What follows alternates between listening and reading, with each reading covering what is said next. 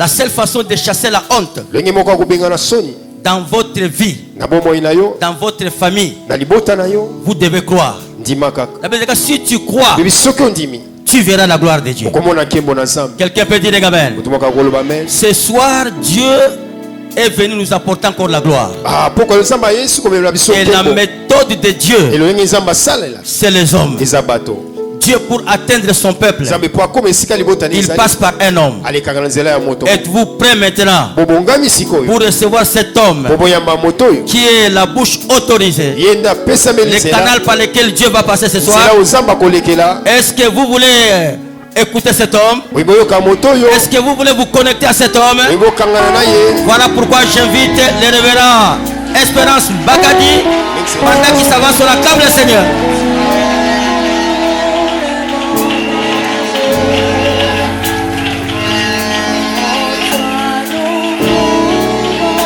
Toujours espérer.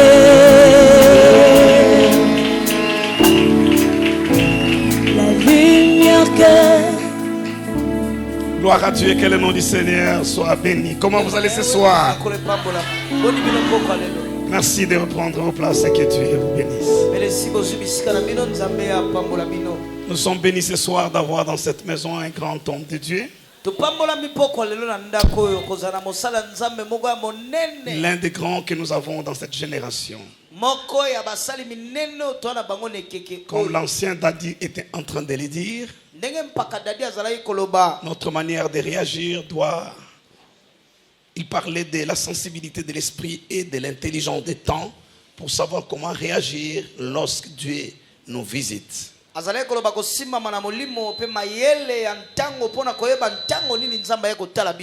Et nous avons, je disais dans cet auditoire, l'évêque Mike Steve Joktan.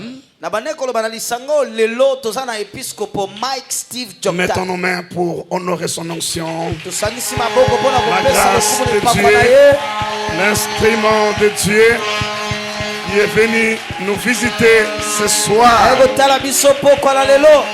Oh, gloire à Dieu.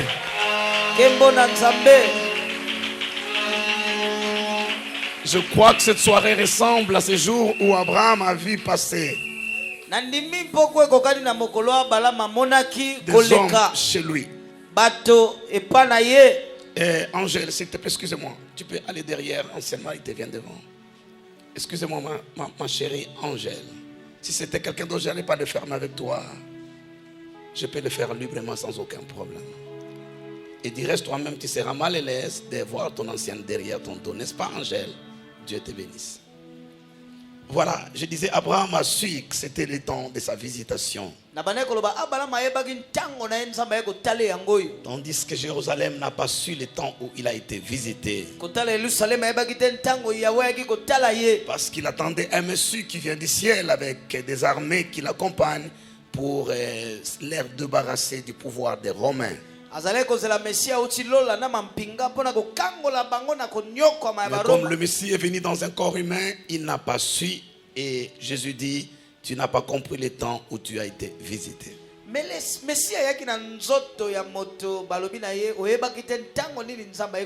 C'est une très bonne soirée. C'est un homme très très occupé. Il a toujours beaucoup de choses à faire. Beaucoup de travail. Mais aujourd'hui, il est venu communier avec nous. Je vais lui donner le micro pendant 5 minutes, 10, 15, peut-être 20. Et pourquoi pas, peut-être qu'il peut prêcher à ma place ce soir. Il va vous saluer et il va surtout nous bénir. Nous accueillons l'évêque Mike Steve Joktan. Mike Steve Joktan.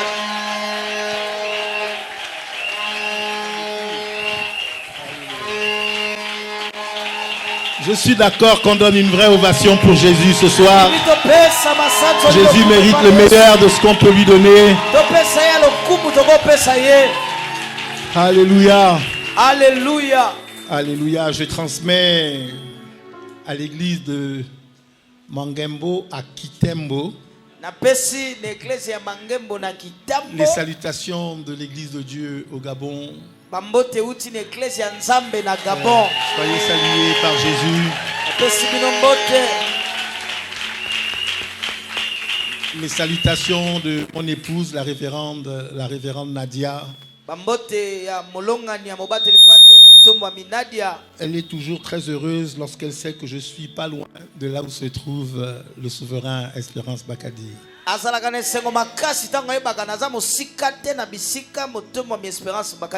Gloire à Dieu. Je suis venu ce soir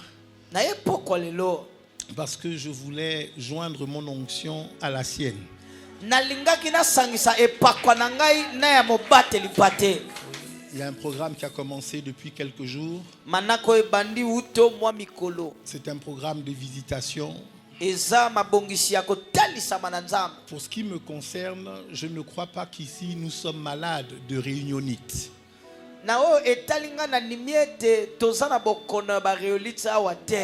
Mais lorsque nous nous rassemblons, en réalité, nous répondons à une convocation du ciel.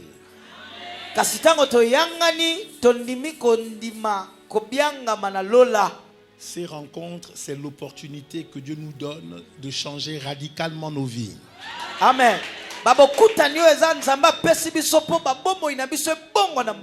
Je suis convaincu que nous ne serions pas ce que nous sommes si nous n'avions pas participé à des rencontres comme celle-ci.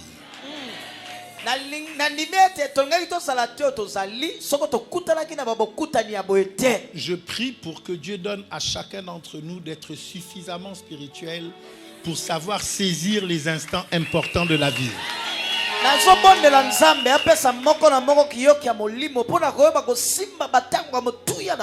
Je me suis rendu compte, et je le dis parfois en pleurant à mes fidèles, qu'il y a des gens qui souffrent d'un syndrome qui fait que souvent, après avoir payé tous les prix qu'ils devaient payer, lorsque le moment est arrivé où Dieu dit maintenant je vais distribuer, c'est ce jour-là que quelque chose se passe et qu'ils ne sont pas là pour prendre ce que Dieu donne. Je dis il faut que Dieu nous aide.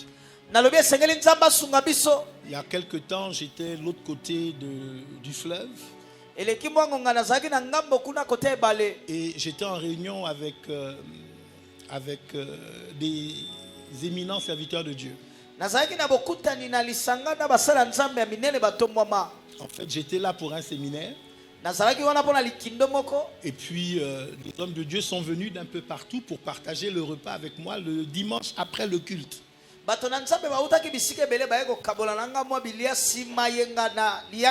Certains d'ailleurs avaient traversé de Kinshasa pour venir partager le repas avec moi de l'autre côté.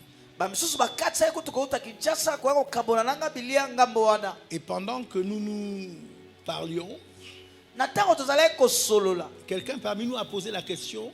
Il a dit, mais comment faire pour recevoir le pouvoir? Naturellement, la discussion que nous avions était en lien avec la politique de nos pays. Et puis, chaque homme de Dieu a commencé à exprimer sa théologie. Il y a des versets très forts qui sont sortis ce jour-là. Révélation sur révélation. Et puis, quand on avait quasiment fini de tout dire, je ne me souviens plus de qui c'était, mais un des hommes de Dieu autour de la table a levé le doigt. Et il a dit, il me semble que pour recevoir le pouvoir, il faut être là quand il se donne.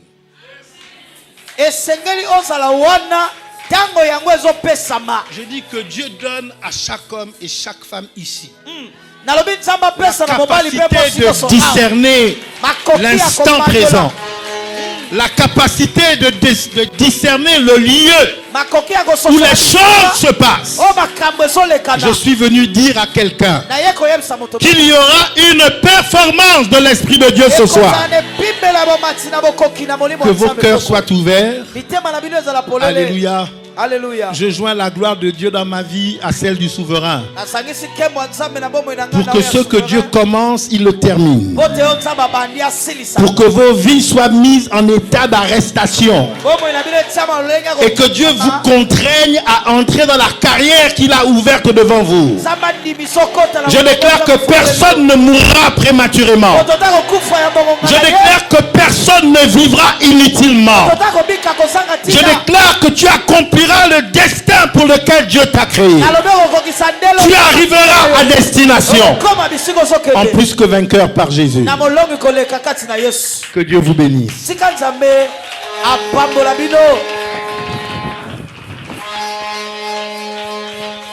Acclamons bien, faisons-les très bien. On y va. Toutes ces déclarations, toutes ces belles déclarations méritent d'être célébrées. La Bible dit de toutes les bonnes paroles que Moïse, homme de Dieu, a prononcées sous la maison d'Israël. Aucune n'est restée sans effet.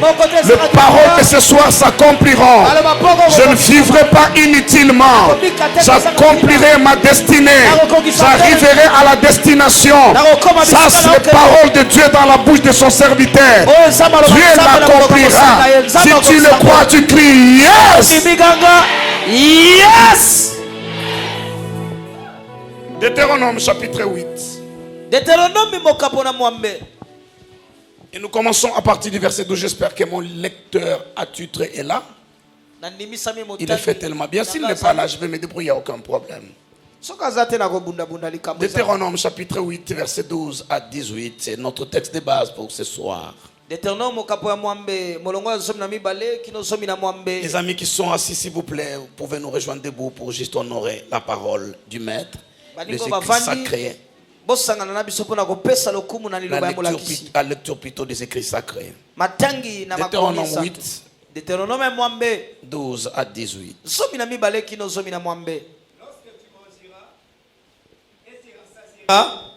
Lorsque tu habiteras, on recommence, tu n'avais pas de son avant, on recommence pour les amis qui...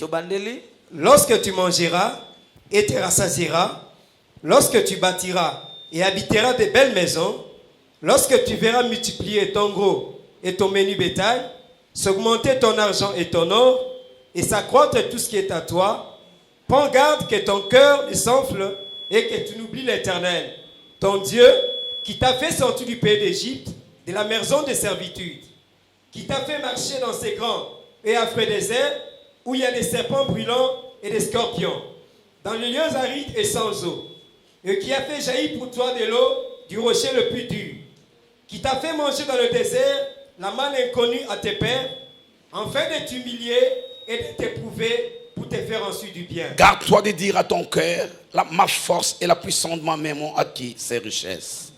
Souviens-toi de l'Éternel, ton Dieu, car c'est lui qui te donnera de la force pour les acquérir, afin de confirmer, comme il le fait aujourd'hui, son alliance qu'il a gérée à tes pères. Quelqu'un me donne un amen. Amen. Merci de reprendre votre texte.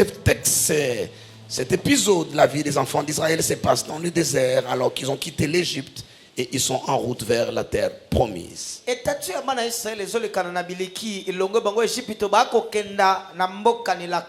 un moment donné, Moïse les arrête et il est en train de faire le rappel de la loi. C'est ça, le livre de Deutéronome, c'est le livre des rappels.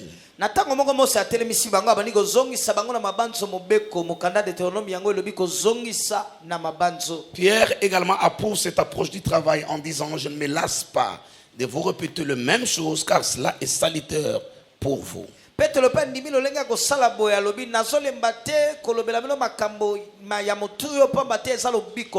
à ce moment-là que Moïse dit des paroles que nous venons de lire: lorsque tu mangeras et te rassasieras, lorsque tu bâtiras et habiteras de belles maisons, lorsque tu verras multiplier ton gros, ton menu bétail, s'augmenter ton argent et ton or, et s'accroître tout ce qui est à toi, ne dis pas à ton cœur: veille que ton cœur ne s'enfle. Ne dis pas à ton cœur: c'est ma force, c'est la puissance de ma main qui... Ça peut être mon intelligence, ça peut être mes connexions, ça peut être ma beauté, ça peut être mon courage.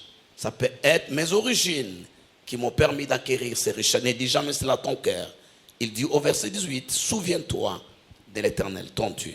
Mose azoloba alobi tango kolia okotonda okotonga okofanda bandaka kitoko okomona maboka bibweno koyebele bozwi na yo kovimba banza na motema na yo kobosana te komiloba te makasi na nga nde pesinga biloko oyo bonzenga na yo te mayele na yo te kitoko na yo te. La première chose que je j'aimerais tout de suite dire, c'est qu'ils sont dans les déserts, ils ne sont pas encore en train d'expérimenter ou de jouir des conditions que Moïse est en train de décrire. Eloko ya monangi na loba bazana biliki bazana uma makambo Mose akotandela bango kotalisa bango bazobika ngo nano te. Ils n'ont pas de belles maisons, ils sont dans des tentes et dans les déserts. Bazana ba ema na uma. Ils ne mangent pas, peut-être qu'ils se rassasient mais ne mangent pas à leur goût et même diront plus tard nous sommes lassés, fatigués de cette nourriture, la manne passée, la monotonie, c'est la même chose tous les jours. Mais à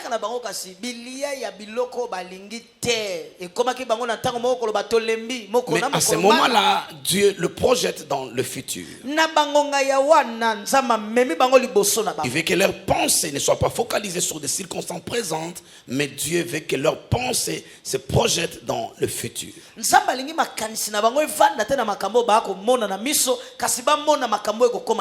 Tout en étant présent, il s'appelle Je suis. Dieu dans sa marche avec des hommes, dans ses alliances avec des hommes, Dieu aime le futur et c'est comme s'il se repose toujours et toujours dans le futur. Je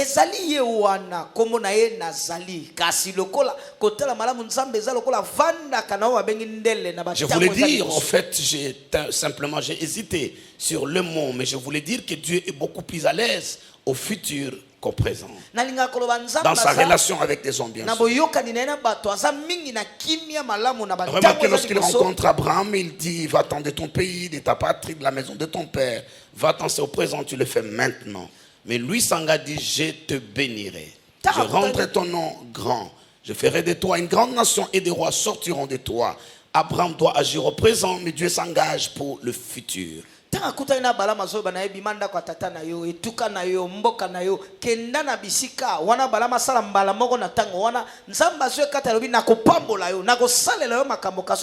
C'est la même logique qui revient ici. Lorsque tu mangeras, c'est au futur. Lorsque tu te rassasieras, lorsque tu bâtiras et habiteras de belles maisons, lorsque tu verras se multiplier ton gros et ton menu bétail, lorsque tu verras s'augmenter, lorsque tu verras, tout est au futur. Tout est au futur. Parce que Dieu avec son peuple puisse se projeter dans le futur qu'il prépare pour eux. Et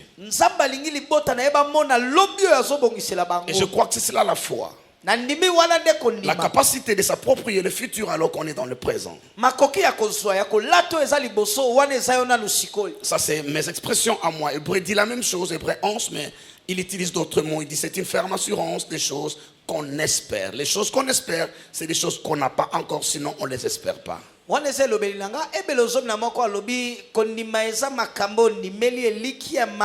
démonstration de celle qu'on ne voit pas encore. Parce que ces choses sont dans le futur. C'est cela la foi, c'est aller au futur. Approprier ce que Dieu vous donne. Et commencer à vous comporter au présent comme si ces choses étaient déjà là, comme si vous êtes dans ces conditions-là. Je réfléchis et étudie la Bible là-dessus et je suis convaincu, c'est pour Dieu une manière d'ôter au diable son pouvoir d'obsession, d'oppression sur nous.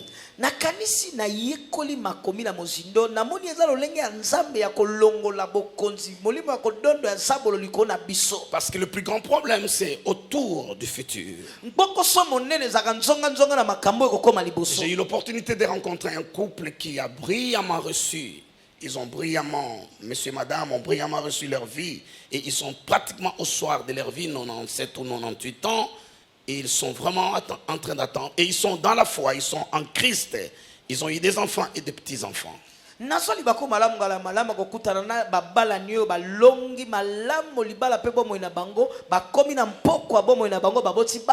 pouvons dire dès ce que la Bible dit d'Abraham ou d'Isaac, qu'ils étaient rassasiés de biens et comblés de jours.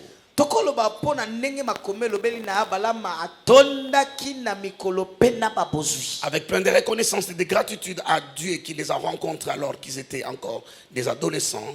Et tout ce qu'il a fait pour eux.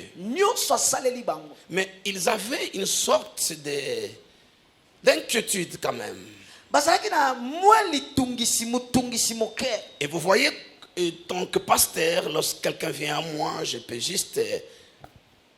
Je ne parle pas des dons, je ne parle pas de paroles de connaissance, de sagesse, de dons de prophétie. Mais juste en regardant la personne, je peux quand même me dire pourquoi elle vient, cette personne-là. Lorsque quelqu'un m'a fait rire avant-hier, un pasteur m'a fait rire avant-hier.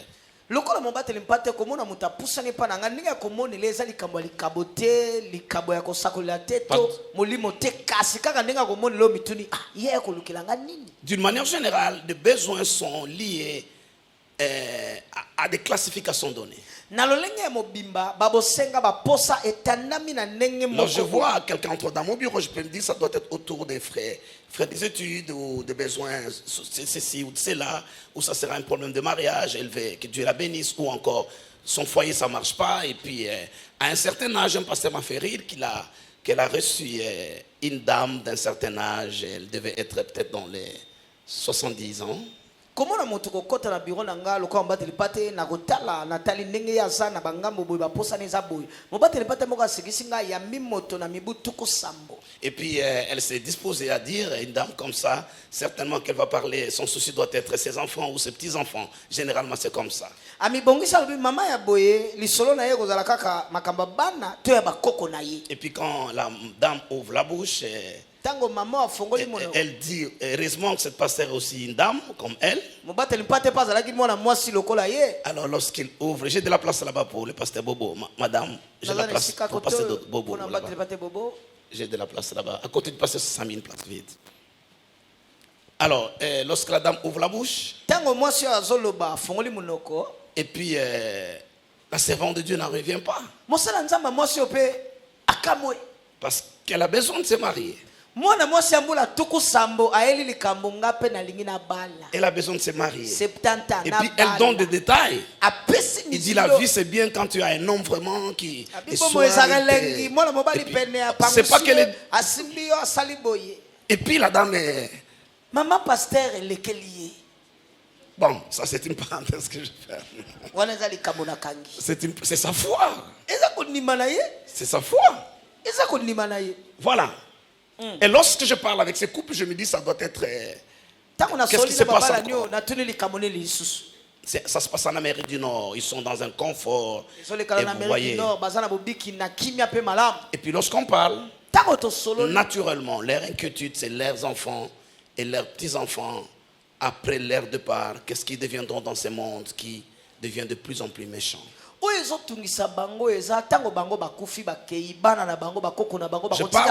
Je parle d'un homme et d'une femme que Dieu a béni, que Dieu a fait tellement du bien. Ils sont au soir de leur vie, il ne leur manque de rien. Mais ils ont quand même des inquiétudes concernant le futur de leur progéniture. Si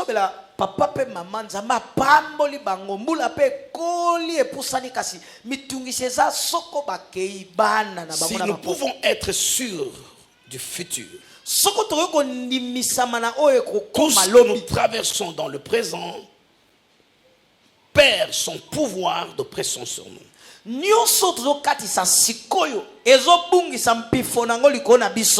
Si quelqu'un est à l'agonie et qu'il sait que dans les heures qui viennent, dans les jours ou les semaines qui viennent, elle sera totalement rétablie. Cette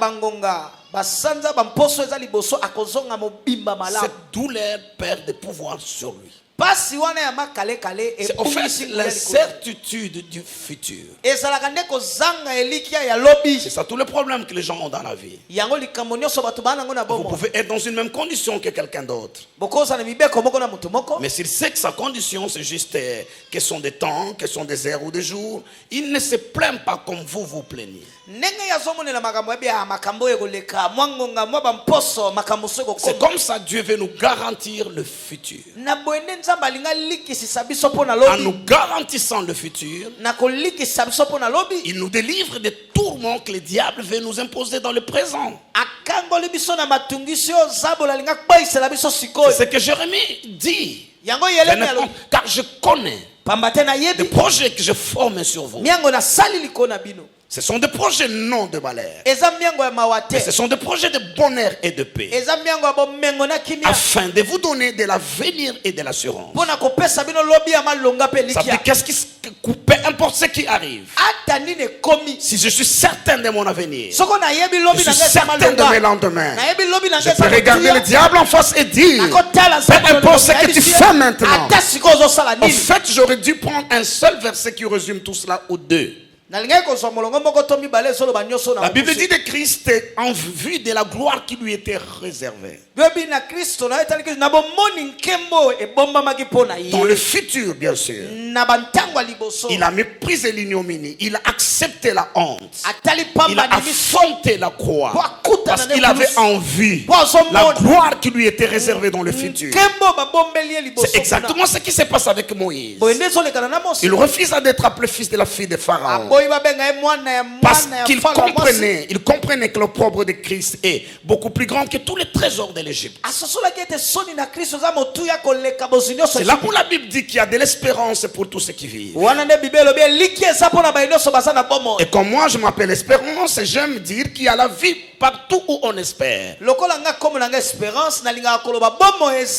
où les gens espèrent, il y a la vie. C'est pourquoi Dieu leur dit, alors qu'ils sont dans des tentes, ils sont dans des conditions limitées, ils sont dans une vie aride, dans un lieu sans eau, où il y a des scorpions et des serpents.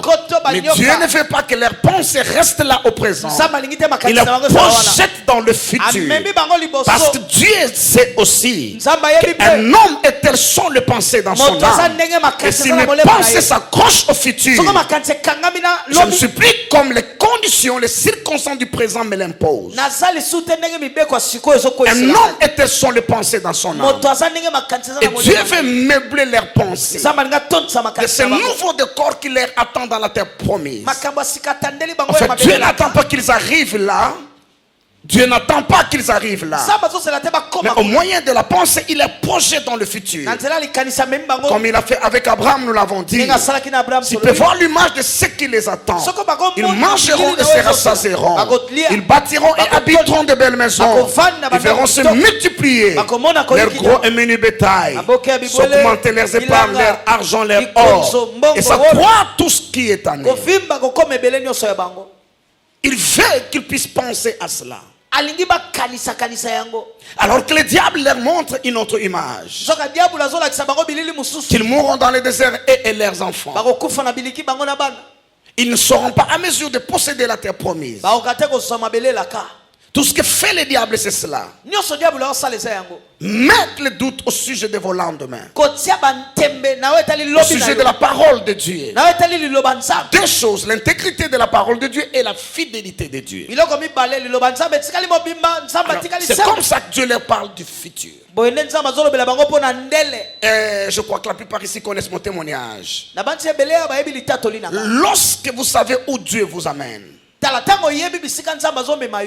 tout ce par quoi vous passez perd de pouvoir sur vous. Vous pouvez vivre dans la joie tout en dormant sur une natte.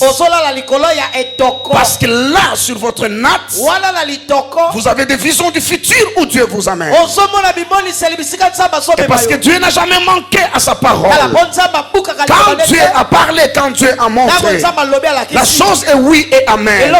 Je m'organise dans mon système de pensée à vivre non en rapport de ce que je subis maintenant, mais en rapport de ce que le futur me réserve. C'est comme ça, au lieu de murmurer, au lieu de se plaindre, ils peuvent se lever et commencer à louer Dieu. Et en louant Dieu, ils sont en train en fait d'appeler à l'existence ce futur-là. Lorsque tu mangeras et te rassasieras, c'est pas le cas maintenant. Et remarquez avec moi moi. Je vais y revenir là-dessus. Dieu n'a pas dit si tu manges et t'es rassasié. Si tu bâtis et habites de belles maisons. Il dit lorsque tu mangeras. C'est une chose certaine. Parce que là, on n'est pas simplement dans des promesses, mais des promesses contenues dans le cadre d'une alliance. Et l'alliance, Dieu l'a conquis avec leur père. C'est pourquoi il dira plus tard au verset 18, lorsque ces choses arriveront, ne dis pas que c'est ma force et la puissance de ma main, mais souviens-toi de l'Éternel ton Dieu, car c'est lui qui te donnera du pouvoir, de capacité surnaturelle. Ne fais qu'à parler du pouvoir ce soir, et c'est pour ça que je suis là. Je l'aime parce que c'est un homme prophétique. En m'introduisant, il a parlé du pouvoir. Il faut être là où ça se donne. Je suis venu ce soir comme un envoyé de Dieu pour donner à quelqu'un le pouvoir d'acquérir, le pouvoir d'avancer, le pouvoir de réussir, le pouvoir de prospérer. Si vous êtes la personne à qui je parle, vous vous levez, vous dites dites, je reçois le pouvoir au nom de Jésus. Mettez-vous s'il vous plaît. Et le verset 17 me crée quelques difficultés. C'est le plus simple de l'esquiver, mais ça c'est malhonnête. Le verset 17 dit, garde de dire en ton cœur, ma force et la puissance de ma main m'ont acquis ces richesses. Lorsque vous rentrez dans le commandement qu'il donne, lorsqu'il conclut cette alliance dans Exode 20, il dit, tu travailleras pendant 6 jours et le 7e jour tu te reposeras. Ça sera le jour du repos.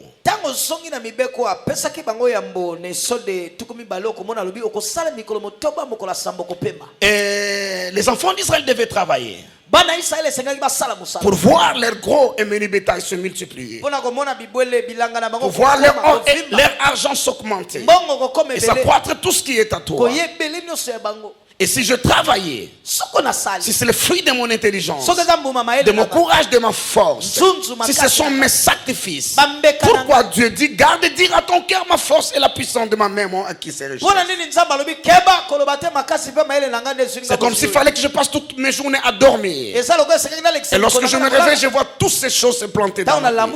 Ça n'arrive pas de cette manière-là. Et pourquoi ce verset me crée un problème, me crée des problèmes? Parce qu'il y a un autre verset 17 quelque part qui semble contredire celui-ci. Mais l'autre a l'avantage d'être dans le livre de commencement. Ça c'est le livre des rappels. Dans le livre de commencement, Genèse 3 verset 17 encore. Si mon lecteur est là, ah, je vois qu'il est venu. Lui, sa voix a même de l'onction. Genèse 3 verset 17.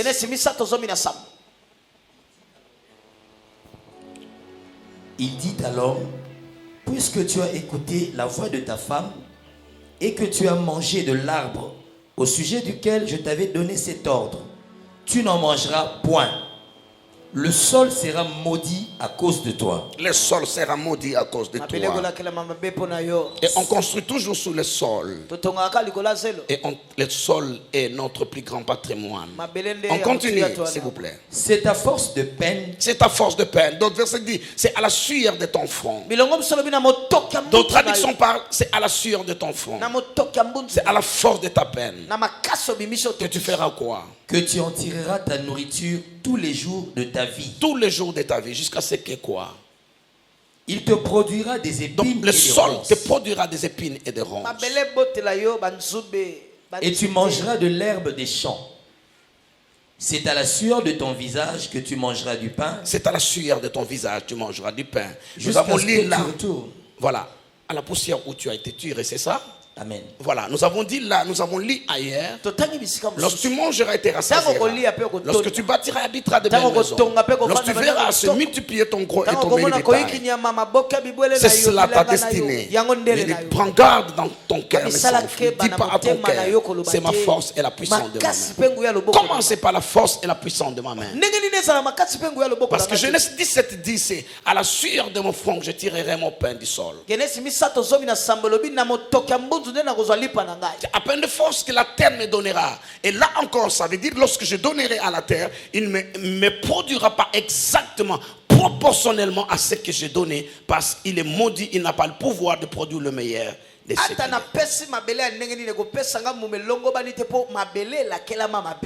Et qu'est-ce qui se passe avec ces deux versets? Vous voyez, le premier dans Genèse, ça c'est dans la dispensation de la conscience. Après la chute de l'homme, Dieu maudit le sol. Il ordonne au sol d'être radin, d'être dur, de ne pas être généreuse avec l'homme, de lui produire des ronces et des épines. Ça c'est la malédiction que Dieu donne à l'homme. Le travail qui au commencement n'était pas une malédiction, qui était juste un plaisir, un moyen de développement personnel, un moyen pour que l'homme développe son potentiel divin, devient finalement une malédiction pour l'homme. Et cette malédiction n'a jamais été ôtée. C'est Romains 8 qui nous révèle que la création entière soupire, et il est sous les douleurs de l'enfantement. La création elle aussi a été soumise à la vanité, pas parce qu'elle a péché, mais à cause de celui qui l'y a soumis. Et d'ailleurs la Bible va plus loin, dit la création attend avec un ardent désir la révélation des fils de Dieu. C'est à l'homme de racheter la création, à l'homme d'affranchir de la création. Et la création attend avec un ardent désir la révélation des fils de Dieu, que des enfants de Dieu grandissent, qu'ils atteignent la maturité, qu'ils deviennent des fils et qu'ils puissent à leur tour affranchir la terre.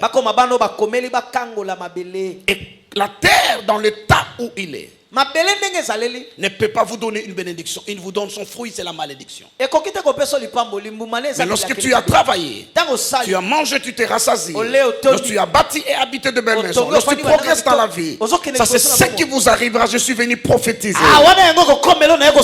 Je suis venu prophétiser. C'est cela ta destinée. Je suis venu aligner ta vie à la parole de Dieu. Je suis venu aligner ta vie au programme de Dieu te concernant. Son programme, et que tu domines sur la terre et que tu vivras sur la terre. Que la terre te donne le meilleur de ce qu'il a, qu'il ne te fasse pas gémir. Je suis venu te réconcilier avec le programme initial de Dieu pour ta vie. Je suis venu réconcilier ta destinée avec le plan initial de Dieu. Tu recevras ce pouvoir-là de produire, d'avancer et de réussir. Amen. Et Dieu dit, lorsque ces choses se produiront, ne dis pas à ton cœur, c'est ma force, c'est la puissance de ma main. Deutéronome 8 verset 17. Genèse 3 17 dit que la terre est punie et la terre est maudite, te donnera des ronces. Il ne te facilitera pas la tâche. Frères et sœurs, comment ces choses se passent? Regardez le verset 18. Parce que c'est simple de dire, comme la plupart des gens pensent, que lorsque Dieu dit, ne dis pas ton cœur, c'est la force, c'est la puissance. La puissance de ma main, souviens-toi de l'Éternel. Quelqu'un dira pas, c'est lui qui te donne le souffle de vie. Il en fait autant pour le païen. Il n'y a personne qui vit de lui-même. La vie est un don de Dieu. Tout celui qui se réveille le matin, qu'il soit chrétien ou païen, c'est un don qu'il reçoit de Dieu. Et même la santé et même la force. Parce que la Bible dit qu'il fait lever son soleil sur le méchant et sur le bon, et qu'il envoie sa pluie sur le méchant et sur le bon. Mais je ne parle pas de cette bénédiction générale qui concerne le méchant et le bon. Je ne parle pas du bon Dieu qui est le bon de méchant et le bon de juste, le Dieu de méchant et de juste. Moi je parle du Dieu d'alliance. Il dit, lorsque ces choses arriveront, souviens-toi de l'Éternel ton Dieu, car c'est lui qui te donnera de la force. Dit Louis II, d'autres versions parlent du pouvoir. C'est lui qui te donnera des capacités surnaturelles. C'est ce qu'on appelle la bénédiction. La bénédiction est une capacité surnaturelle. La bénédiction est un pouvoir divin qui te fait avancer, quelle que soit l'adversité, quelle que soit l'hostilité. La bénédiction est une capacité surnaturelle qui te fait avancer, quels que soient les obstacles. Et c'est ce pouvoir divin que je suis venu distribuer, que je suis venu dispatcher ce soir, que la vie puisse t'obéir. Amen. Parce que tu auras reçu ce soir le pouvoir d'avancer, le pouvoir de progresser, que la vie puisse te sourire, que la terre en lieu et place des ronces et des épines puisse te donner sa grâce. Dieu dit, souviens-toi de l'Éternel, car c'est lui qui te donnera le pouvoir d'acquérir. Il y a un pouvoir pour acquérir des richesses, il y a un pouvoir pour percer dans la vie, il y a un pouvoir pour aller dans des sphères données de la vie. Il y a de limites au-delà desquelles des forces humaines ne t'amèneront jamais. L'intelligence ne t'amènera jamais. Il faut que ça soit quelque chose qui vient de Dieu. Parce que très souvent des forces face auxquelles nous nous battons, des forces en face de nous ne sont pas des forces naturelles. Nous en avons parlé hier. Nous avons parlé du joug et du fardeau. Les jougs qui devaient être brisés par l'huile, et le fardeau, son fardeau qui devait tomber de dessus ton épaule. Lorsque tu es en face des forces du mal et des puissants des ténèbres, ça ne suffit pas l'intelligence, ça ne suffit pas les capacités humaines. Nous bénissons Dieu pour tous ces dons de la nature, tous ces talents qu'il nous a donnés. Mais au-delà de ces talents, nous avons besoin de pouvoirs surnaturels. Et Dieu dit, souviens-toi de l'Éternel ton Dieu, car c'est lui qui te donnera le pouvoir pour acquérir ces richesses. Mais la Bible continue en disant, comme il est fait aujourd'hui, afin de confirmer son alliance qu'il a conclue avec ton père. Le psaume 105 parle de cette alliance. L'alliance qu'il a traitée avec Abraham, le serment qu'il a fait à Isaac, il a transformé en une loi pour Israël, pour Jacob plutôt, et en alliance éternelle pour Israël. C'est de cette alliance-là dont parle la Bible. Cela veut dire le pouvoir d'acquérir, le pouvoir de reçu, le pouvoir d'aller au-delà du naturel. Ce pouvoir vous est donné sur base d'une alliance donnée. C'est ce que moi j'appelle la bénédiction de l'alliance. C'est la capacité surnaturelle que Dieu vous donne de produire des résultats que vous ne pouvez pas produire sans ces pouvoirs. Mais la base de ces pouvoirs, c'est l'alliance. L'alliance que Dieu a fait avec Abraham. Et dans l'alliance, il y a plusieurs éléments. Mais l'élément qui m'intéresse ce soir, c'est l'autel. Parce que l'autel est le lieu de rencontre entre des alliés dans le cadre spirituel. En ce qui nous concerne entre Dieu et l'humain, l'autel devient le lieu de rencontre. Quelqu'un parlera du sanctuaire. Nous sommes en train de dire la même chose. Que ce soit le tabernacle, que ce soit le temple de Salomon, que ce soit la tente de David dont je parlais avant-hier, que ce soit le temple de Salomon lui-même. Qu'est-ce qui fait d'un temple la maison de Dieu? C'est l'autel, c'est l'élément principal, c'est l'autel qui est au centre. En fait, le sanctuaire n'est qu'une maison qui est fait pour contenir l'autel. L'autel est le lieu de rencontre. Ça peut ne pas avoir un bâtiment. Comme Jacob à Luz. Lorsqu'il allait chez son oncle Laban, il arrive à un certain lieu, là où il décide de dormir. Il trouve une pierre sans cercle comme oreille. Il a un drôle de songe. Il voit une échelle qui relie le ciel à la terre. Comme l'a dit Jésus, il voit des anges monter et descendre au lieu de descendre et de monter. Parce qu'il est supposé qu'ils habitent au ciel. Ils devaient donc descendre et monter. Mais la Bible dit les anges montent et descendent. C'est ce que Jésus a dit à Nathanaël l'autre jour. Que vous verrez le ciel s'ouvrir, tu crois pour peu de choses. Parce que je te dis que je te vis sous le figuier. Mais vous verrez le ciel s'ouvrir sous le Fils de l'homme. Et les anges montent et descendent.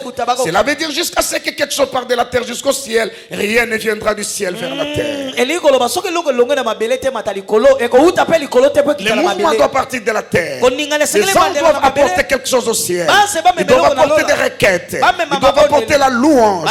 Ils doivent apporter des désirs des hommes et des femmes. Ils doivent apporter des sacrifices. Tant que la terre terre subsistera. On dit le sémail et la moisson. On sème sur terre et la moisson nous vient du ciel. Parce que c'est Dieu qui l'envoie. Ça se passe de cette manière-là. Les anges doivent monter au préalable. Il faut qu'ils montent avec des prières pour que les exaucements viennent. Il faut qu'ils montent avec la louange pour que la rosée descende. Il faut qu'ils montent avec des sacrifices pour que la gloire descende. Ça se passe de cette manière-là. Je parle de l'autel, l'élément le plus important dans l'alliance. Les lieux des rencontres, l'aéroport des esprits. Vous voyez cet hôtel de Luz ou de Bethel? C'est Jacob qui va l'appeler Bethel plus tard. Non, qui va changer de nom de Luz à Bethel. Lorsque vous lisez Genèse 12 et 13, et vous verrez qu'Abraham a exactement construit un hôtel en cet endroit précis. Et parce que Jacob a la bénédiction de son père, il marche, mais il y a l'Esprit de Dieu qui le conduit. Il ne va pas se reposer à gauche et à droite. Parce qu'il est écrit dans le livre que les pas d'un homme juste sont ordonnés par l'Éternel. Je prie que vos pas aillent dans la direction où il y a des opportunités. Je prie que vous ne puissiez pas marcher en vain. Que vos journées ne soient pas de gaspillage d'énergie et de temps. Mais où que vous alliez, vous allez trouver des opportunités, de bonnes connexions. Je prophétise ce soir sur quelqu'un. Où que vous alliez, que la faveur de Dieu vous localise et vous place au-dessus du commun des mortels. Là où les gens prennent 2 jours, que vous puissiez prendre 2 heures. Là où les gens prennent 2 semaines, vous puissiez prendre un jour. Ce qui demande une année, que ça vous demande une seule semaine. Là où les gens demandent autant d'énergie, que votre présence simplement, les choses vous soient données. Celui qui croit me donne un premier amen. Qu'un deuxième soit plus grand que celui-là. Si votre troisième amen arrive au ciel, le ciel s'ouvre. Cela veut dire, asseyez-vous les amis, le pouvoir de prospérer, le pouvoir d'acquérir, on l'obtient à l'autel. Parce que l'autel est le lieu d'échange entre le divin et l'humain. Jusqu'à ce que vous apportiez quelque chose à l'autel, l'autel ne vous donne rien. Donc lorsque Moïse dit dans Deutéronome, souviens-toi de l'Éternel ton Dieu, car c'est lui qui te donnera le pouvoir d'acquérir ses richesses. Il ne s'arrête pas là. Il dit afin de confirmer son alliance qu'il a conclue avec ton père. Et au centre des alliances, je disais, c'est l'autel. Le pouvoir de s'enrichir se donne à l'autel. Et maintenant, comment réconcilier les 2 versets 17 qui étaient en train de se battre? Cela veut dire, le travail devient sacré pour les enfants d'alliance. Je vais aller travailler. Mais tout ce que le travail me donne est la malédiction. Parce que ça vient d'une terre qui a été maudite. Et je prends donc ma malédiction. Je viens avec à l'autel. Je dépose ma malédiction à l'autel. C'est là où la Bible dit qu'il s'est fait malédiction pour nous, afin que nous ayons part à la bénédiction. J'apporte ma malédiction à l'autel. Et l'autel me donne en retour, parce que c'est le lieu d'échange. Il me donne le pouvoir. N'oubliez pas, l'autel est le lieu de rencontre entre le divin et l'humain, entre l'invisible et le visible, entre le naturel et le surnaturel. Et moi, étant que naturel, étant que humain, j'apporte le fruit de mon travail, qui est matériel, qui est visible. C'est ma malédiction, c'est la sueur de mon front.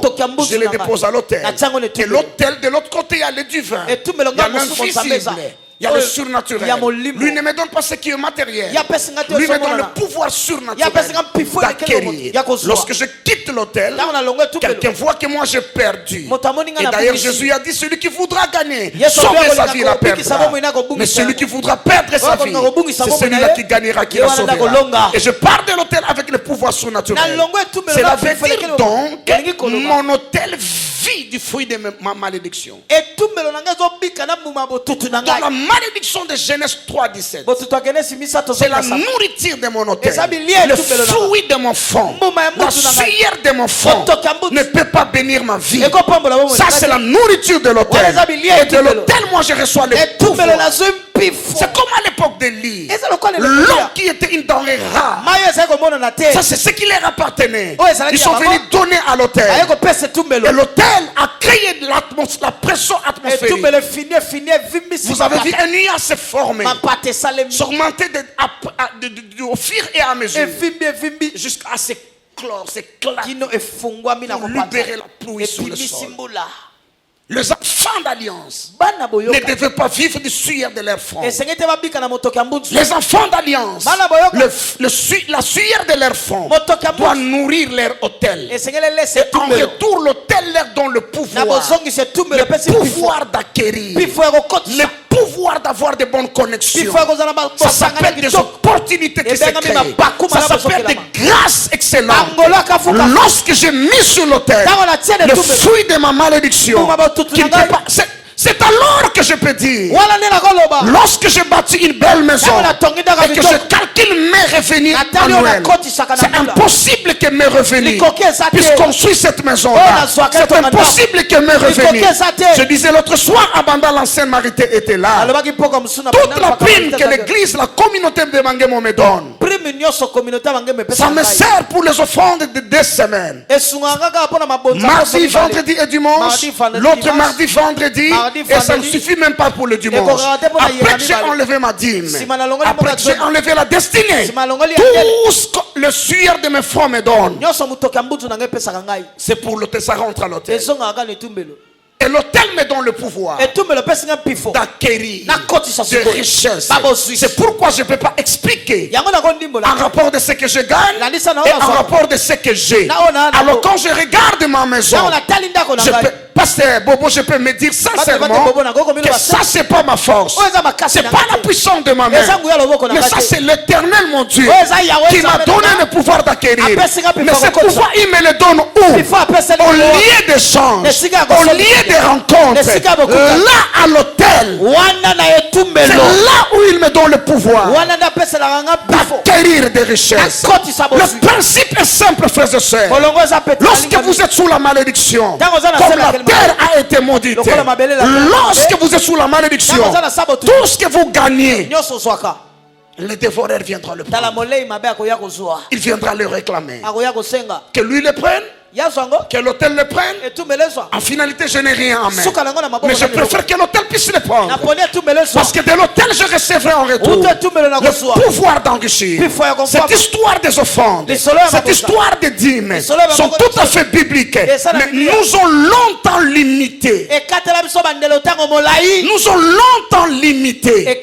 La réalité est celle-ci: tout ce que nous gagnons et nous-mêmes en plus, nous appartenons à Dieu et à l'autel. Il n'y a personne dans cette vie d'alliance qui a fait des exploits avec Dieu sans qu'il soit arrivé un moment donné où Dieu lui a demandé de tout offrir. C'est ici où j'ai donné le témoignage de mon frère, le pasteur Alpha Lukao. C'est ici, je crois, avant-hier, où je parlais du pasteur Alpha Lukao. Ce jour qui a tout changé, ça, qui a basculé tout dans sa vie. Parce que Dieu lui est apparu et dit: donne-moi tout ce que tu as. Tout ce que tu as. Tout. Jusqu'aux chaussures, jusqu'aux chaussettes. Tout. Tu vis ta maison, jusqu'aux assiettes. Tout. C'est ce que Dieu a fait avec Abraham. Lorsqu'il lui demande Isaac, par toutes les promesses s'incarner en Isaac. N'oubliez pas, je parlais du futur ici. Et tout son futur s'incarne à Isaac. Et Dieu dit: donne-moi ton fils, ton unique. Regarde toutes ces précisions-là. Donne-moi ton fils unique. Abraham aurait dit: j'ai 2 fils. Dieu dit: celui que tu aimes, j'aime tous les deux. Alors Isaac, c'est tout ce qu'Abraham possédait, tout ce qu'il a reçu comme promesse, tout ce qu'il avait comme héritage, ça s'incarnait à Isaac. Et lorsqu'il met Isaac sur l'autel, tout s'arrête là. Et toute son histoire avec Dieu s'arrête là. Et sa propre histoire s'arrête là. Mais c'est ce que Dieu demande. Et pourquoi Abraham est qualifié de père de foi? Parce que Hébreux 11, lorsqu'il parle de la foi, des héros de la foi, lorsqu'il en arrive à Abraham, Il retient 2 épisodes de la vie d'Abraham. Je ne peux pas dire que c'est les seules fois qu'Abraham a cru, non, mais je dis, on a choisi le meilleur. Lorsqu'on veut parler de vos œuvres pour résumer votre vie, on prend le meilleur de ce que vous avez fait. Et la Bible parle des choses. La première des choses, c'est pas la foi qu'Abraham obéit lors de sa vocation et qu'il partit pour un lieu. N'oubliez pas, je suis encore là. Dieu est toujours au futur, ou vous attend au futur, vers un lieu qui devait recevoir. Et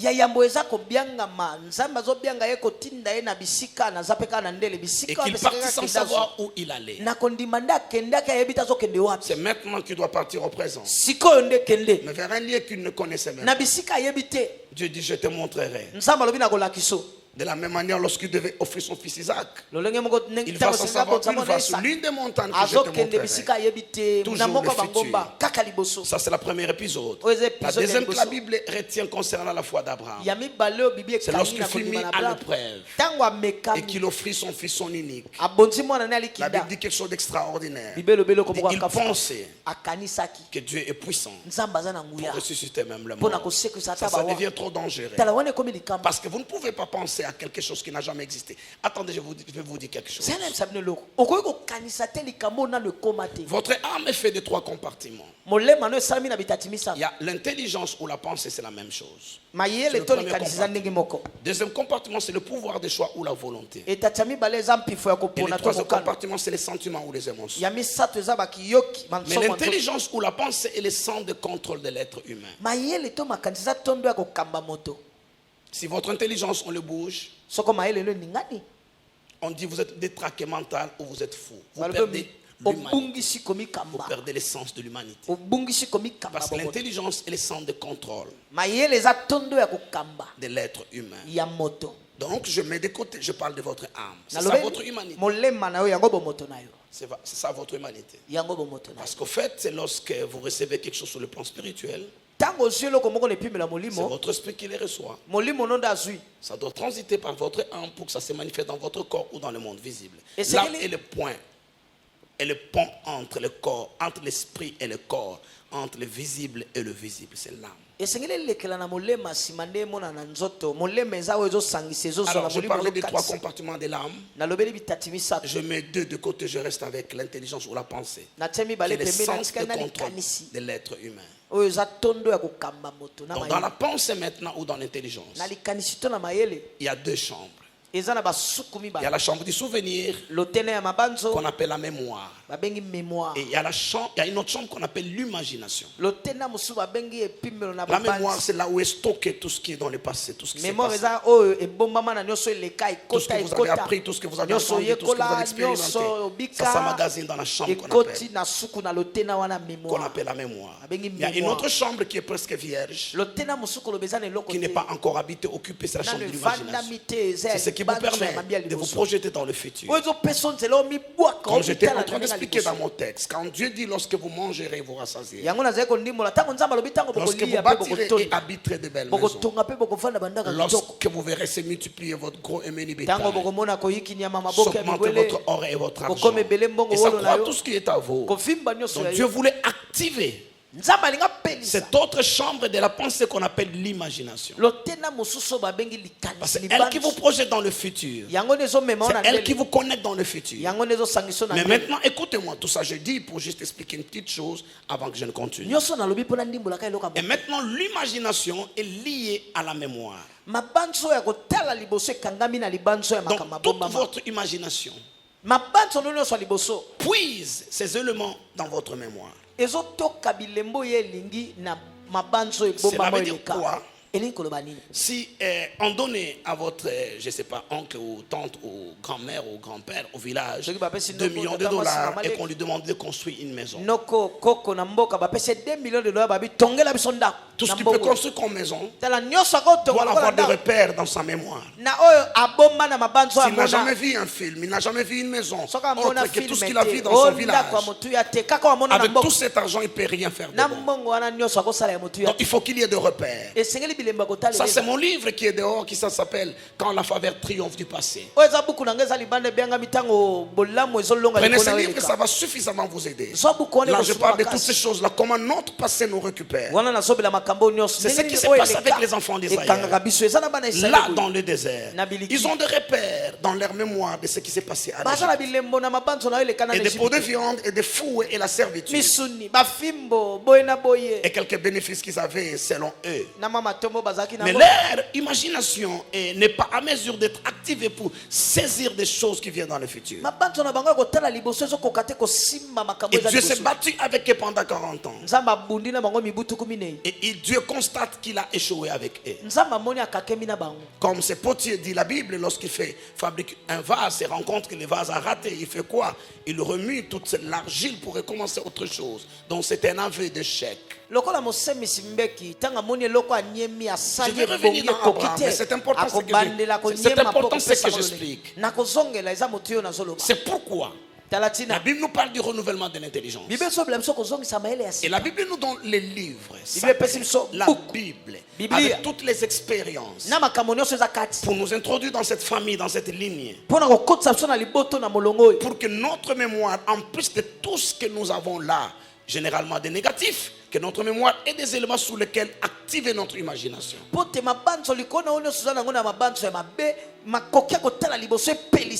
maintenant je parle d'Abraham et je dis pourquoi il est le père de la foi.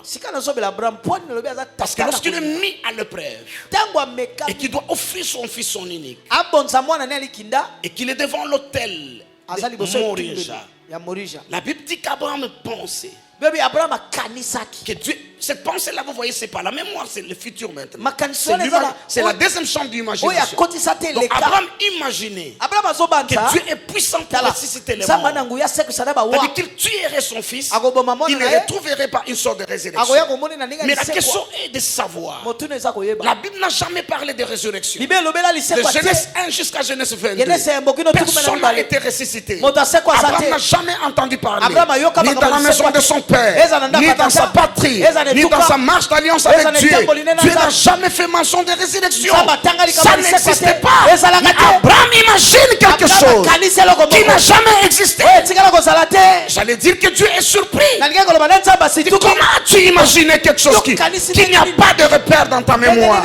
Quelque chose qui ne s'est jamais fait. Comment tu m'as fait confiance au point de croire et d'imaginer que je peux ressusciter ton fils? Dieu dit, tu es le père de la foi.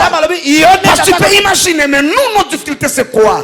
C'est que nous avons dans cette maison, nous avons dans cette ville, nous avons dans cette nation, si vous voulez, dans ce continent, ou encore dans cette génération, des femmes sans matrice, des femmes sans trompe, qui ont mis au monde.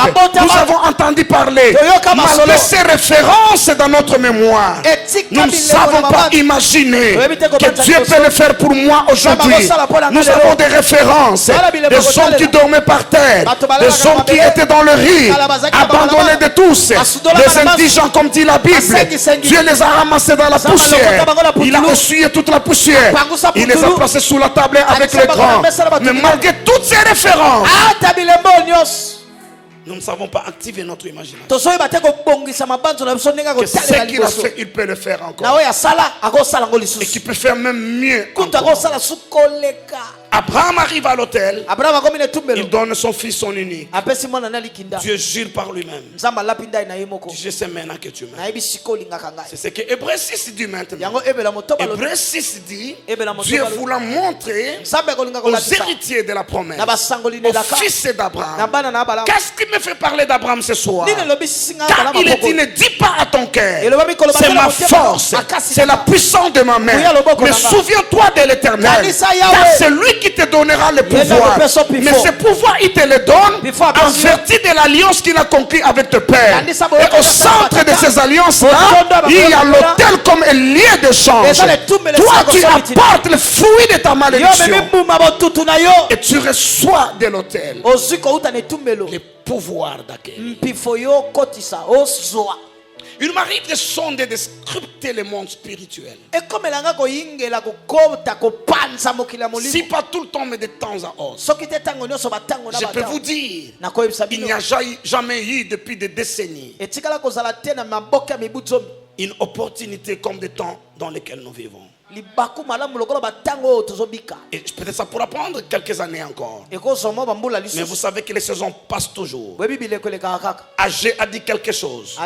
Je crois pour des temps comme ceci. J'embralerai les cieux et la terre.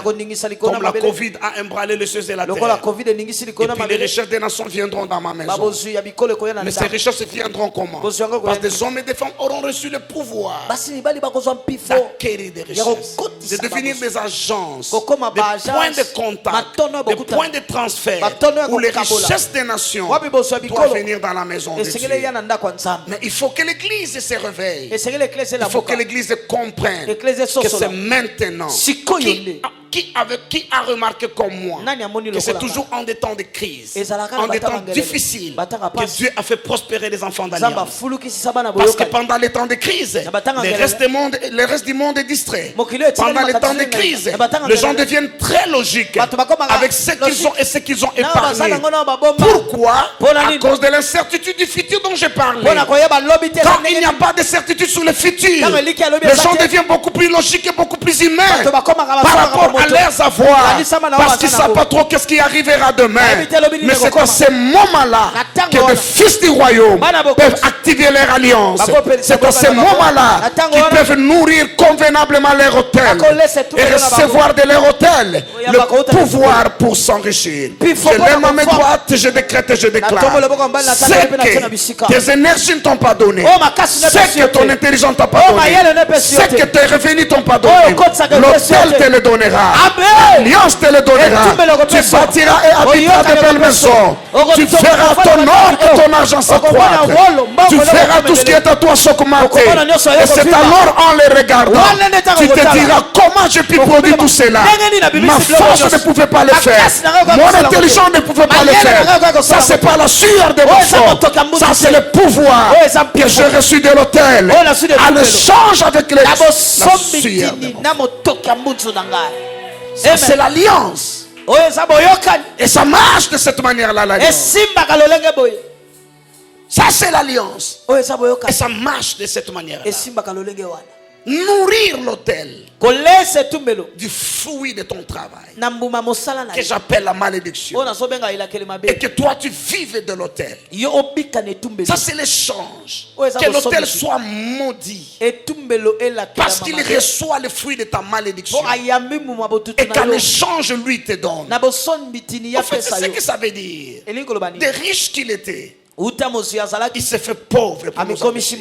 Il s'est fait pauvre où? À la croix, au lieu des échanges. Il est venu prendre notre pauvreté. Mais il prend notre pauvreté comment? C'est comme ce que dit Luc 21, l'évêque l'a prêché, je crois, chez nous, le dimanche passé ou l'autre dimanche. Dans Luc 21, une dame a apporté tout ce qu'elle avait pour vivre.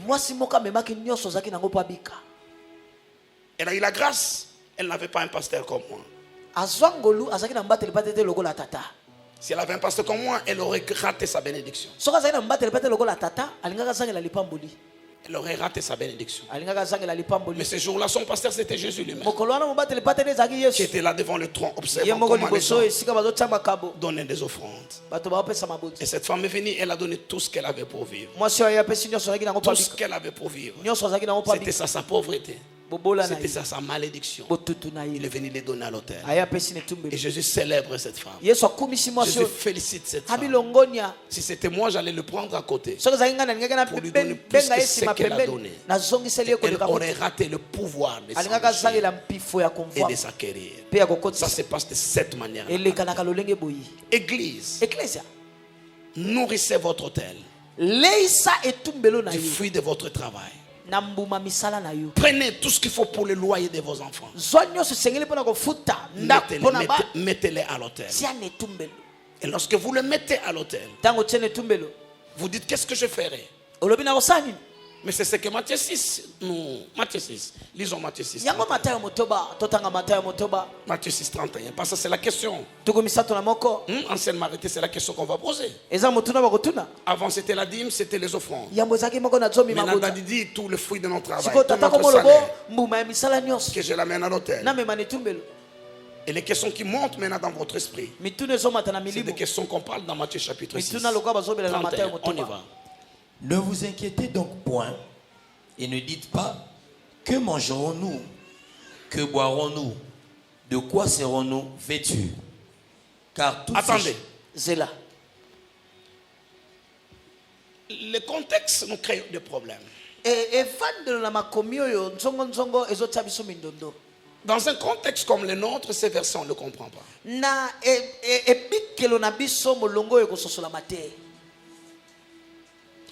Les gens qui disent ces choses, qui réfléchissent de cette manière,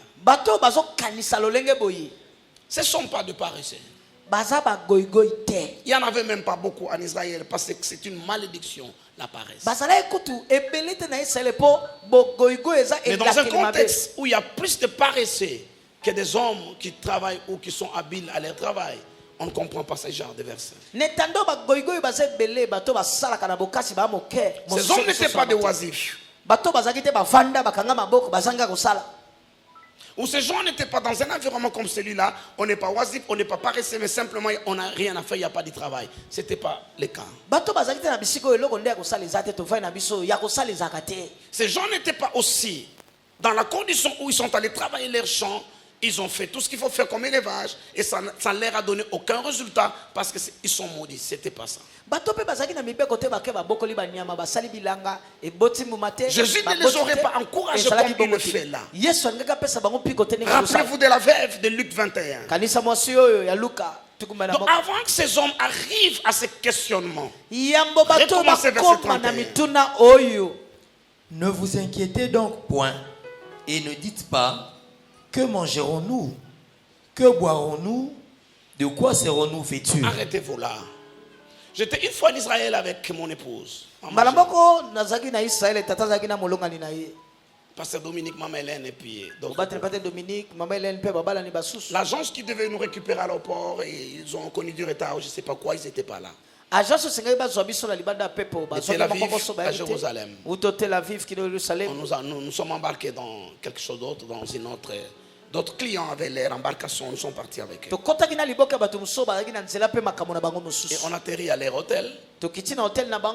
Nous savons que nous n'avons pas de chambre là-bas. On est resté dans le hall de l'hôtel. C'était 4 heures du matin. Les temps de somnoler. En attendant de relancer les contacts pour que notre agence vienne nous chercher. Et puis finalement, je crois autour de 8 heures, quand on n'a pas dormi toute la nuit, autour de 8h, 8h30, quelqu'un est venu nous réveiller. Il nous a demandé d'aller nous débarbouiller. Et puis il nous demande après de venir prendre le petit déjeuner. Et puis nous disons non, mais nous ne sommes pas clients ici. Nous ne savons même pas notre agence. Ils sont où et quand est-ce qu'ils viendront nous chercher?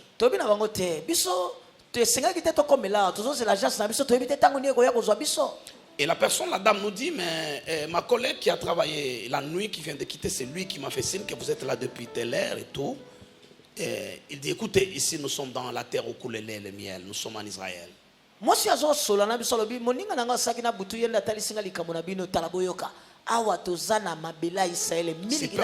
ne peut pas vous offrir gratuitement une chambre pour dormir, mais vous ne pouvez pas rester affamé ici. Entreprenez vos petits déjeuners, c'est gratuit. Si midi vous trouvez ici, vous mangerez. Et si l'agence n'arrive pas le soir, vous mangerez. Vous pouvez juste vous débrouiller pour dormir. Mais vous pouvez être sûr que vous ne mourrez pas de faim ici. Dans la terre promise. J'ai aimé cette manière de parler, j'ai compris. Et nous sommes allés déjeuner. Verset 31. Ne vous inquiétez donc point et ne dites pas: que mangerons-nous? Que boirons-nous? De quoi serons-nous vêtus? Donc en Israël, il y a 3 malédictions principales. Il y a la mort précoce, il y a la maladie et il y a la pauvreté.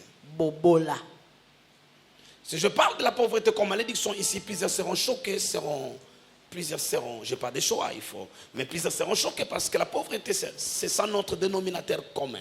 Mais en Israël, la pauvreté est une malédiction. Donc on n'est pas fier d'être pauvre. Verset 31. Ne vous inquiétez donc point et ne dites pas que mangerons-nous, que boirons-nous, de quoi serons-nous vêtus? Après avoir décrit le contexte dans lequel ces choses se disent, vous comprenez que ces gens, ils n'étaient pas des paresseux. Ces gens-là n'étaient pas maudits. Mais qu'est-ce qui se passe avec ces gens-là? Tout ce qu'ils ont travaillé, tous les fruits de leur labeur, toute la sueur de leur front, ils ont travaillé. Et lorsqu'ils ont eu tout ce qu'il leur fallait, comme la veille, ils sont venus à l'autel. Ils ont déposé tout cela à l'autel. C'est alors qu'ils se posent des questions. C'est alors qu'ils se posent des questions. Que mangerons-nous? Que mangerons-nous? Parce que tout ce que nous avions pour nous et nos enfants, nous les avons déposés à l'autel. Tout ce qu'il nous fallait pour renouveler des garde-robes, nous avons déposé à l'autel. Et il pose maintenant la question. Que mangerons-nous? Que mangerons-nous? Continue. Que boirons-nous? Que boirons-nous? Parce que nous n'avons plus rien. Daddy a dit que tout ce que nous avons, nous devons vider nos caisses, nos comptes épargne. Nous devons vider nos sacs. Apporter tout à l'hôtel. Quoi de plus normal que nous nous posons maintenant ces questions? Et alors que mangerons-nous? Que boirons-nous? De quoi serons-nous vêtus? Comment nos enfants iront demain à l'école? Comment nous paierons les loyers? Cette liste de questions peut continuer.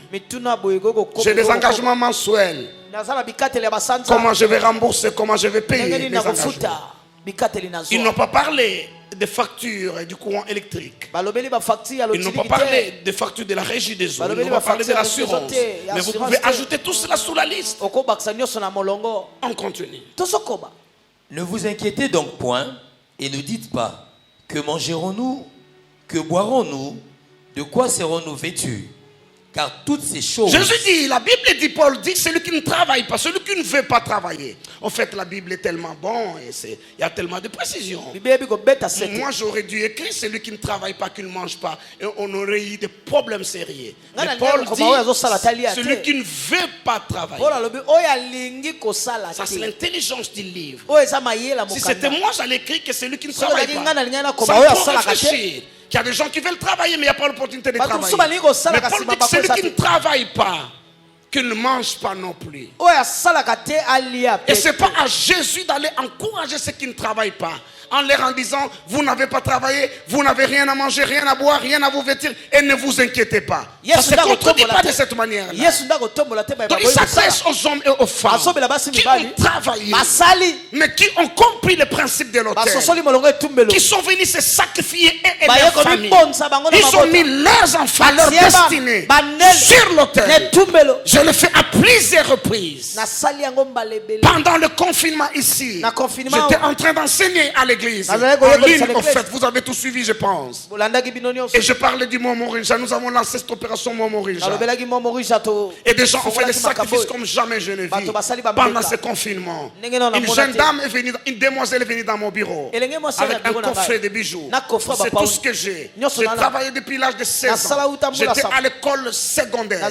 Elle m'a cité le nom d'un lycée quelque part. Je travaillais en même temps. Je me battais. Et puis je travaillais. Je continue à travailler toute ma vie. Je ne fais que travailler, étudier et travailler. Et tout mon argent, je l'ai mis dans ces bijoux. Parce que ma mère m'a dit, j'étais trop jeune, j'ai entendu ma mère. Elle vendait des bijoux au grand marché, quelque chose comme ça. Elle m'a dit qu'on peut épargner l'argent dans l'or. C'est tout ce que j'ai. Elle était en train de pleurer. Elle était fâchée contre moi. Elle est en train de crier dans mon bureau. Tu prends ça pour Dieu. Pour monsieur, mais moi, qu'est-ce que je vais faire? Qu'est-ce que je vais devenir? Ça, c'est tout ce que j'ai épargné. Toutes ces années et tout et tout. Elle devenait agressive dans mon bureau. Je lui dis, mademoiselle, alors tu prends ton coffret que je te rends. Tu m'as entendu au micro demander que tu amènes ton coffret. Je dis, mais comment je peux rentrer? Je n'ai pas de paix, ça fait des jours. Elle était en train de pleurer. Et je ne savais pas comment faire, j'étais vraiment embarrassé. Finalement, je commence à me moquer d'elle. Elle dit, moi je souffre, toi tu te moques de moi. Je dis, mais c'est plus simple, prends ton coffret et rentre avec. Dis, je ne peux pas faire ça, Daddy. Tu me provoques, Daddy. Si tu ne peux pas faire ça, laisse alors va-t'en. Il dit oui, c'est ce que je vais faire. Elle était très fâchée. Elle a laissé son coffret de bijoux. Et puis elle est partie. Je me dis, oh, donner, c'est pas facile. Quand on donne, ce qui vous coûte. Et je ne savais pas ce qui m'attendait moi aussi. Après m'être moqué d'elle, la même nuit, Dieu est venu à moi. Et il m'a dit, tu me donnes ça. Là, nous sommes mi-août, je pense, ou nous sommes au mois d'août. Tu me donnes ça. Et le sang en question, c'est le frais d'études de mes enfants. Pour la prochaine rentrée. La prochaine année académique. L'une est à l'université. Les autres sont à l'école secondaire déjà. Tout ce qu'il faut, c'est ce que tu me donnes. Et j'ai fait tous les calculs que je peux faire rapidement. Ça ne sera pas possible de le faire. Et mes enfants étudient dans des écoles de capitalistes, de vrais capitalistes. Le capitalisme sans visage humain. Tu n'as pas payé le frais. Maintenant, chaque jour qui passe, on augmente les taux. Si c'était 100 francs, 100 000 francs, une semaine après, ça devait 110 000 francs, 120 000 francs, 130 000 francs. 150 000. Et là, j'ai dit au Dieu, tu sais que moi, je n'ai pas de problème quand il faut donner. Mais c'est seulement, tu me demandes au mauvais moment. Nous pouvons négocier pour plus tard, je donnerai le double. Dieu dit maintenant où tu donneras plus. Et puis j'entends la voix de cette fille dans mon bureau en train de se fâcher. J'ai dit maintenant c'est mon tour de me fâcher. Parce que la colère vous donne une énergie pour agir. Oui, seulement il ne faut pas dormir avec la colère. Mais il faut se fâcher de temps à autre. Oui, c'est vrai. Ça fait l'adrénaline dans le corps. Je me suis fâché. Je savais que je n'avais pas d'autre issue. C'est comme si cette fille m'a maudit. C'est comme si en partant dit, tu te moques de moi et cela t'arrive aussi. Et puis j'ai pris tout ça sans savoir ce qui arrivera dans la suite. C'est quand même un peu beaucoup d'argent pour moi. Et puis j'ai donné. J'ai fait 3 jours. Je n'ai parlé à personne. J'étais très fâché. J'entre au bureau, Eric me dit bonjour Daddy. Je ne réponds pas. Je ne réponds pas. Je n'ai pas répondu au texto. Pendant ces 3 jours, je n'ai pas pris mon téléphone. J'étais très très fâché. Parce qu'à la limite, c'est inhumain. Moi, je pensais que Dieu était derrière seulement des gens qui ne savent pas donner.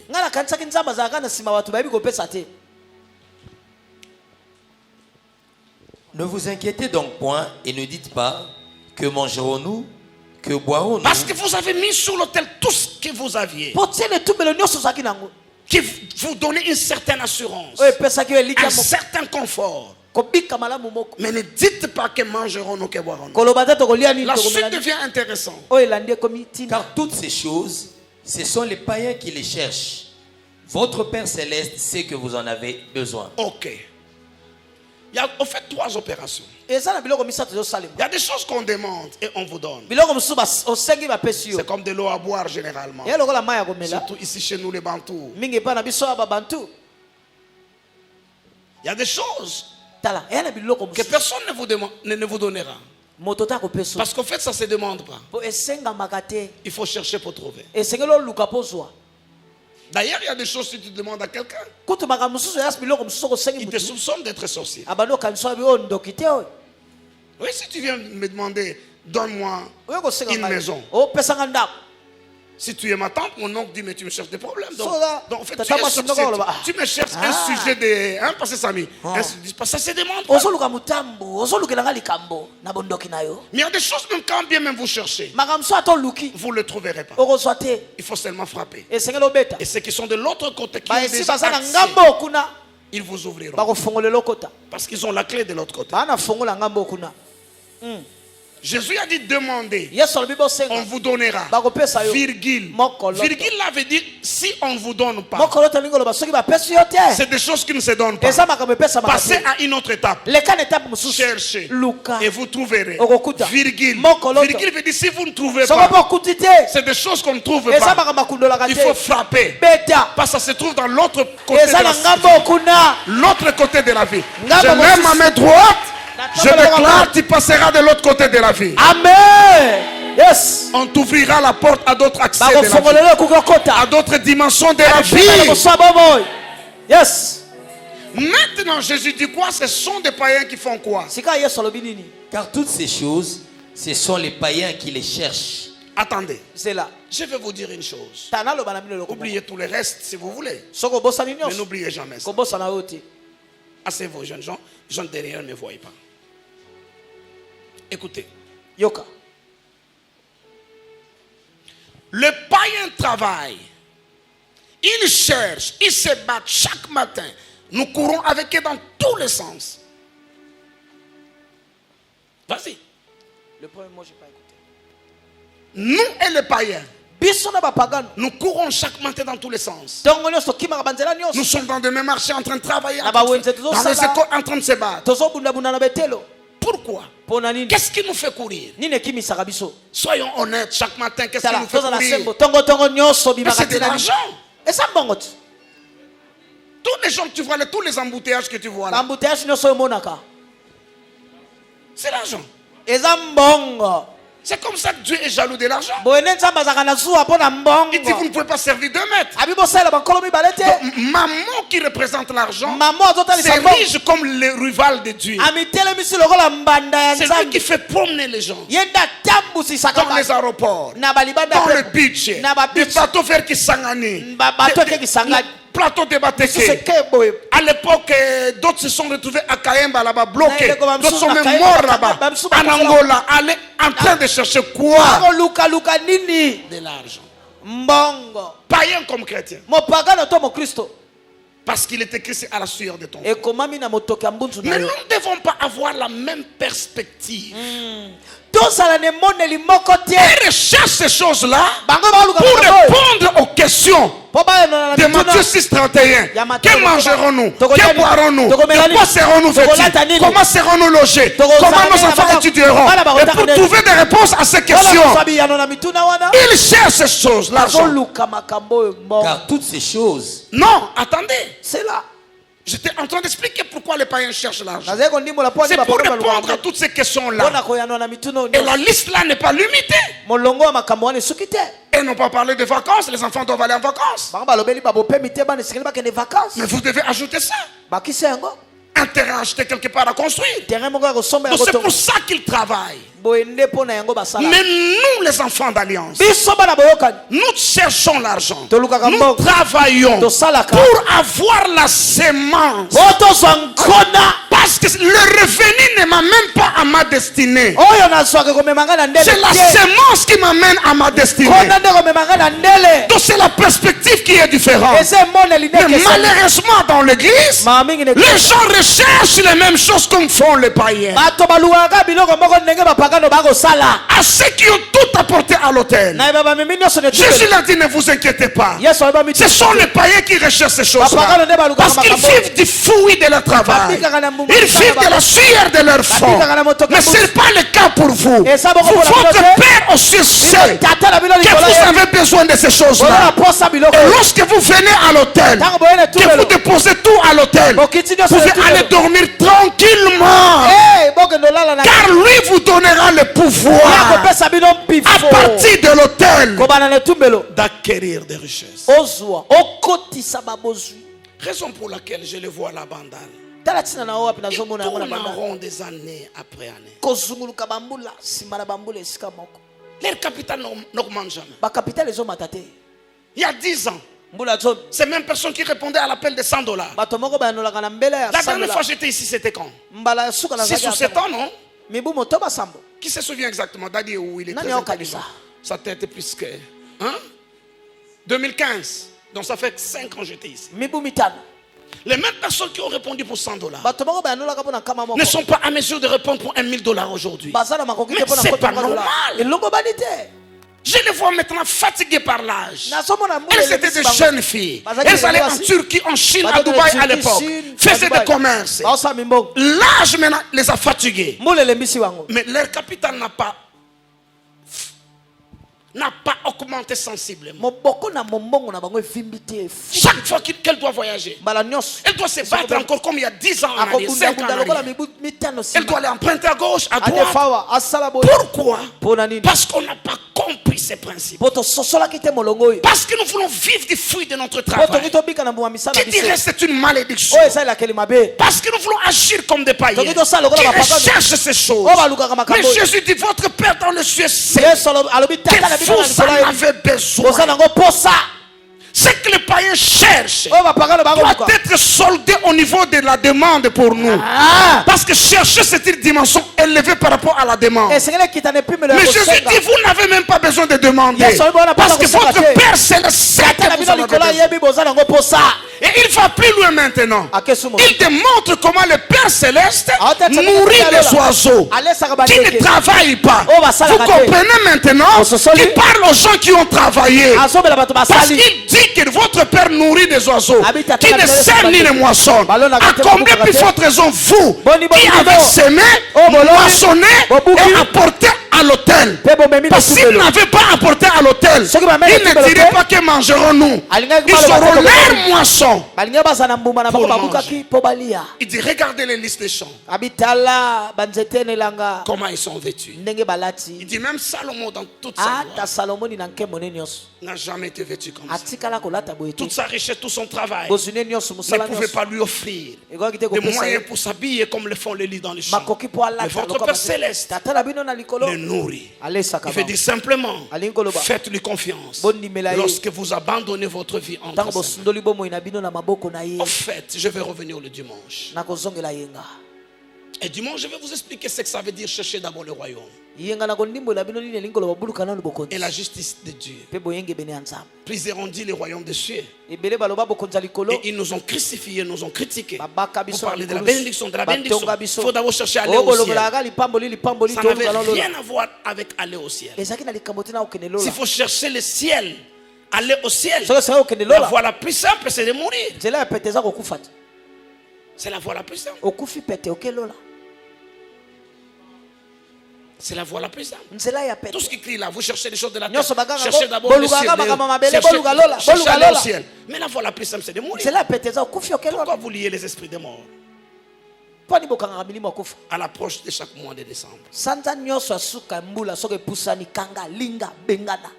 Jésus a dit, cherchez d'abord le royaume des cieux et la justice, le royaume et la justice de Dieu. Le royaume de Dieu, c'est l'autel, c'est l'avancement des intérêts de Dieu.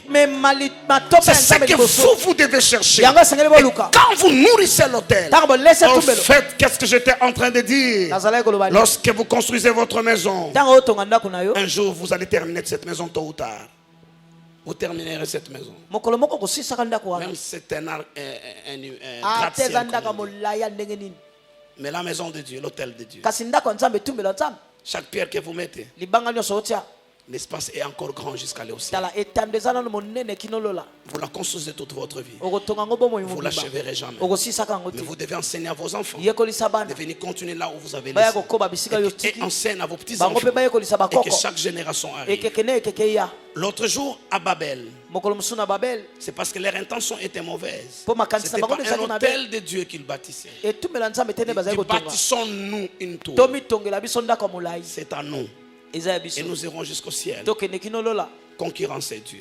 Mais si c'était un hôtel qu'ils étaient en train de bâtir, Dieu n'allait pas les disperser. Vous voyez, mes amis, un jour Jésus rencontre, je termine par là. Quelqu'un doit pleurer aujourd'hui. Comme moi, et quelqu'un doit se fâcher. Autant de jours, il n'y a pas de problème. Après, ça passera. Après, ça passera. Un jour, Jésus voit, il est en train de passer. Un jeune homme vient de lui-même. La Bible dit qu'il était fort riche. Jésus ne l'a pas appelé. C'est lui-même qui est venu. Oh maître, que dois-je faire pour hériter le royaume de Dieu? Jésus dit, en bon, c'est ce que tu veux. Mais qu'est-ce que la loi dit? Observe tout ce que la loi dit. Il dit, non, depuis ma jeunesse, j'ai observé toutes ces choses. Vous pensez qu'il mentait? Parce que Jésus m'a dit la Bible, l'apprécia. Lorsqu'il a répondu, Jésus l'a regardé. Il est jeune, il est beau, élégant, il a des moyens. Mais il s'est donné à observer la loi de Dieu. Jésus l'aima. Il lui dit, te reste une chose.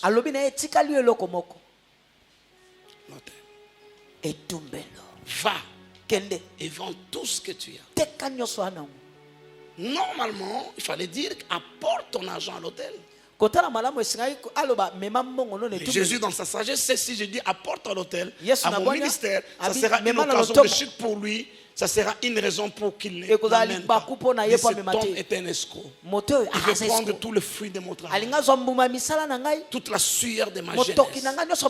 C'est comme ça Jésus dit, je ne suis pas intéressé par ton argent. Vends-les.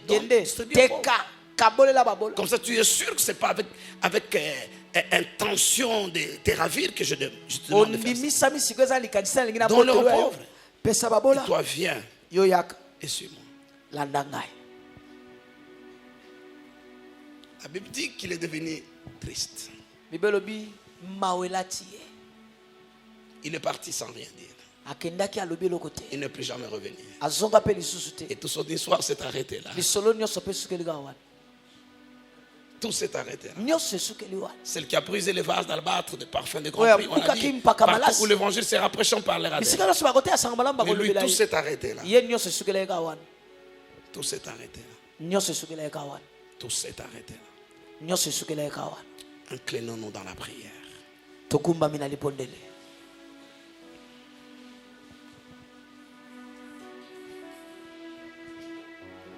Il faut qu'un jour tu sois en mesure de dire, ce n'est pas ma force, ce n'est pas la puissance de ma main. Très peu de gens ici peuvent le dire. Parce qu'ils savent que tout ce qu'ils ont, c'est la puissance de leurs mains. C'est leurs relations. C'est leur connexion. C'est leur revenu. C'est leur diplôme, leur intelligence. Et en plus, ça les a amenés nulle part dans la vie. Il faut que vous arriviez au point de dire que ça, c'est pas la puissance de ma main. Ça, c'est le résultat du pouvoir que j'ai reçu à l'hôtel. Mais l'hôtel m'a donné ce pouvoir en échange avec ma malédiction, avec ma sueur. Mon Dieu, parle à nos cœurs ce soir. L'évêque a dit, le pouvoir pour l'avoir, il faut être là où ça se partage. Et je peux dire à quelqu'un que c'est maintenant et ici que le pouvoir d'acquérir, le pouvoir de prospérer, le pouvoir de régner dans la vie présente, selon qu'il est dit que l'héritage du monde, pas du ciel, a été donné à Abraham et à sa postérité. Et nous sommes la postérité d'Abraham. Mon Dieu. Il y a des gens qui doivent vendre leur terre aujourd'hui, prendre la décision de vendre et de m'amener l'argent à l'hôtel. Il y a des gens qui doivent vendre leurs bijoux. Il y a des gens qui doivent fermer carrément leur compte épargne. Il y a des gens qui sont à un pas de totaliser le montant qu'il leur faut pour voyager, aller en Europe. Et ce sont les épargnes de plusieurs années. Mais aujourd'hui, nous décidons que nous vivrons de l'hôtel. Nous ne travaillons pas. Parce que le fruit de notre travail ne nous amènera jamais à notre destinée. Seule la sémence et les moyens de transport, seul le pouvoir reçu après avoir sacrifié à l'autel peut nous amener à notre destinée. Merci Seigneur. pour l'opportunité que tu nous as donnée d'être là. En cette saison favorable. En cette saison favorable, où tu transfères l'argent entre les mains des fils du royaume, tu as parlé à nos cœurs. Nous sommes prêts avec larmes et pleurs à t'obéir. Au nom de Jésus-Christ. Amen.